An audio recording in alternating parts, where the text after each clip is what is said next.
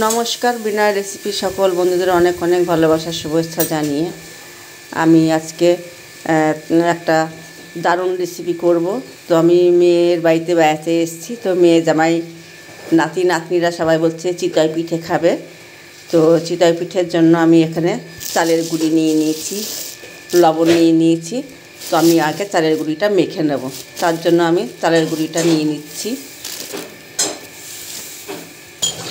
চালের গুঁড়িটা আমি ঢেলে নিয়েছি, স্বাদ মতো লবণ দিয়ে দিলাম।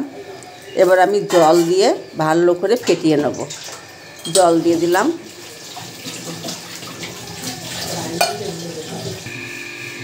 তো বন্ধুরা, আমি ঘুরে এসেছি আবার রান্নাঘরে। আমি এরকম করে ব্যাটারটাকে মেখে নিয়েছি। আমি এখানে বেকিং পাউডার দিয়ে দিলাম। আমি এটাকে মেখে 1 ঘন্টা ঢাকা দিয়ে রেখে দেবো। আমি 1 ঘন্টার জন্য এটা ঢাকা দিয়ে রেখে দিলাম। তো আমি মেয়ের বাড়িতে এসে মেয়ের ছাদ বাগানে ছাদে বসে আমি কাঠে ভাত বসিয়েছি। মেয়ে রান্নাঘরে নিচে রান্না করছে। তো আমি পিঠে করব।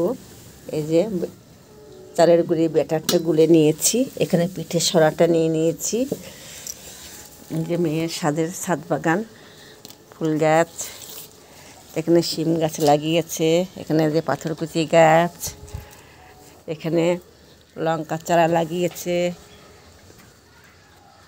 মিষ্টি কুমড়োর গাছ, এখানে একটা পাথরকুচি ফুলের গাছ, ওদিকে গন্ধরাজের গাছ, আরও অনেক গাছ আছে।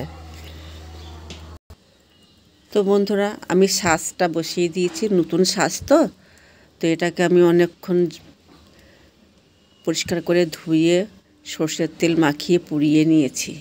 এবার আমি পিঠের ছাঁচটা বসিয়ে দিয়েছি।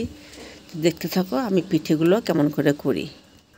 পিঠে হয় মিঠে জালে, কাঠের আলতো আছে পিঠে হয়। তো বন্ধুরা, পিঠেগুলো আমি দুবার একটু নতুন সাথে চেক করে নিলাম।